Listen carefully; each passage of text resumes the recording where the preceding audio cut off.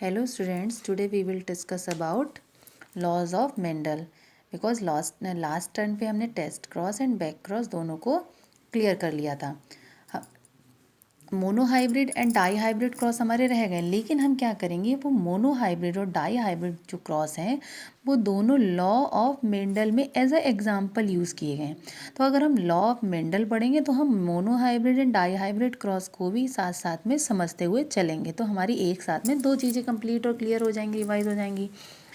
तो सबसे पहले हमने क्या पढ़ा था कि मेंडल जो थे वो नेचुरल साइंस के, नेचर के बहुत ज़्यादा करीब थे, क्योंकि he was a farmer, he was of the farmer family. ठीक है, तो उन्होंने बहुत सारे एक्सपेरिमेंट किए। ठीक है, जब उन्होंने बहुत सारे एक्सपेरिमेंट किए, उन्होंने अपने एक्सपेरिमेंट्स के बेसिस पर कुछ रिजल्ट्स निकाले और उन रिजल्ट्स को ही उन्होंने क्या कहा, लॉ ऑफ मेंडल्स। ठीक है, तो सबसे पहले उन्होंने अपने जो रिजल्ट्स निकाले थे किसके सामने प्रोड्यूस किए, किसके सामने एक्सप्लेन किए। उन्होंने जब सब फर्स्ट टाइम अपने रिजल्ट्स को निकाला तो उन्होंने natural history of society of Bruny, ठीक, नेचुरल हिस्ट्री एक सोसाइटी है ये, एक ब्रूनी शहर में, ब्रूनी देश में, कंट्री में, वहाँ की it is a society of people. तो उन्होंने अपने लॉज को सबसे पहले इनके सामने एक्सप्लेन किया। It is a south east country. तो लेकिन उस समय जब इन्होंने अपने ये जो रिजल्ट्स या लॉज दिए थे तो इन पर कोई भी ज़्यादा ध्यान नहीं दिया गया। बट आफ्टर 40 ईयर्स, ठीक, आफ्टर 40 ईयर्स इनके जो लॉज थे उनको देखा गया, क्योंकि इनका फिर उस समय पर इनके लॉज का पब्लिकेशन हुआ, और जब इनके लॉज को देखा गया और एक्सपेरिमेंट्स किए गए दोबारा, तब देखा गया कि इनके लॉज जो हैं वो एकदम से सही हैं। फिर उसी समय मेंडल को क्या कहा गया, father of genetics, we all know. ठीक है, तो उनके लॉज क्या क्या थे। पहला लॉ था उनके, मेन तो उन्होंने 3 लॉ दिए थे, बट एक चौथा लॉ भी था।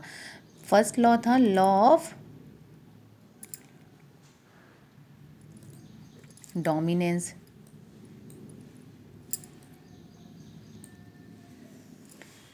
सेकंड था लॉ ऑफ सेग्रीगेशन।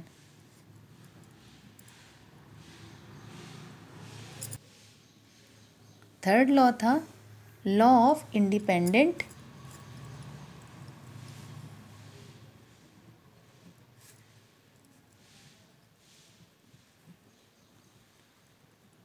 असॉर्टमेंट।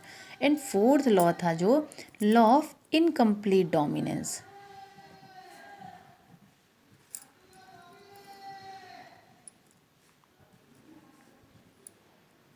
ठीक है, तो सबसे पहले हम फर्स्ट लॉ की बात करेंगे, हम main law of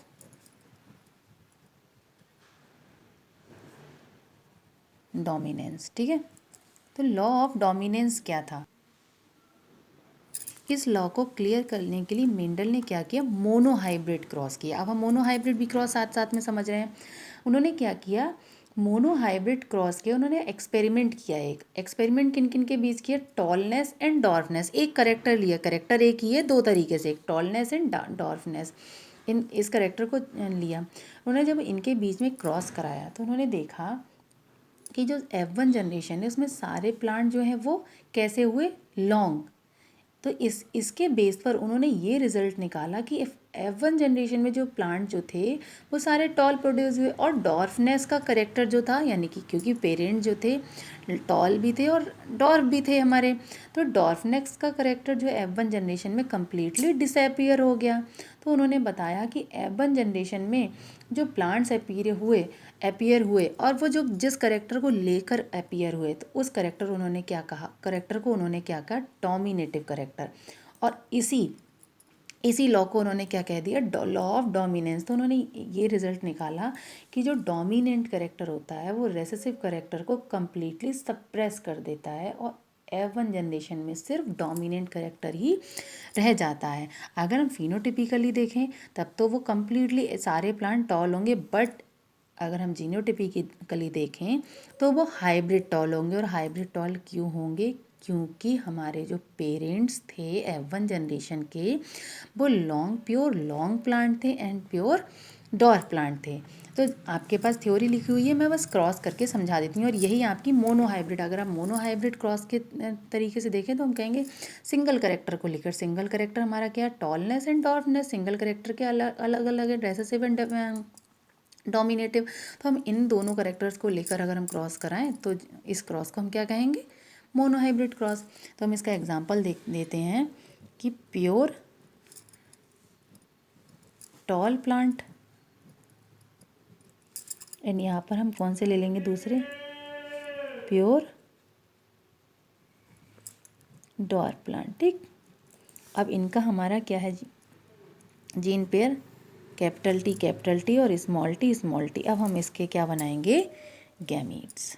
okay, small T sorry capital T and small T. ठीक है, अब हम इनका इन दोनों कैरेक्टर्स का कराएंगे क्रॉस। हमारा क्या बन जाएगा, capital T and small T.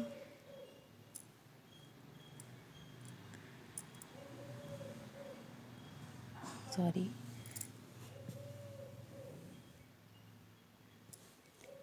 ये हमारा बन जाएगा फिर से कैपिटल टी और स्मॉल टी। ऑलमोस्ट हमारे ये सारे ही सेम बनेंगे, क्योंकि ये भी capital T and small T. ठीक है, तो अब हम अगर इनका F1 जनरेशन का, ये जो बने प्लांट F1 जनरेशन का अगर हम फिनोटाइप देखें, it is phenotype all plant long. Genotype देखें, लॉन्ग कह दें या फिर टॉल। ओके, जीनोटाइप देखें तो हमारे क्या हो जाएंगे, ये सारे हाइब्रिड टॉल। ठीक है, अब इसमें हमारा डोमिनेंट करेक्टर कौन सा है,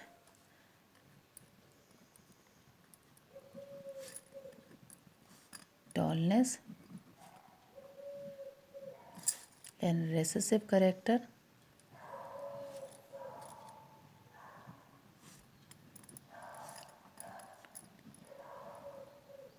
डॉर्फनेस। ठीक है,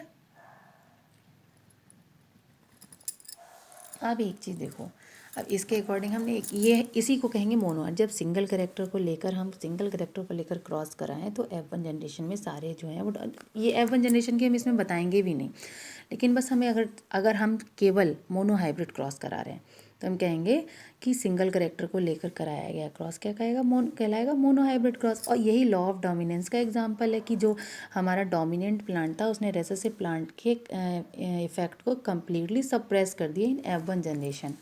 ठीक है, तो ये हमारा हो गया first law, complete law of dominance. अब सेकंड लॉ के लिए हम नेक्स्ट वीडियो में अभी हम बताते हैं। ओके, नेक्स्ट टर्म पे।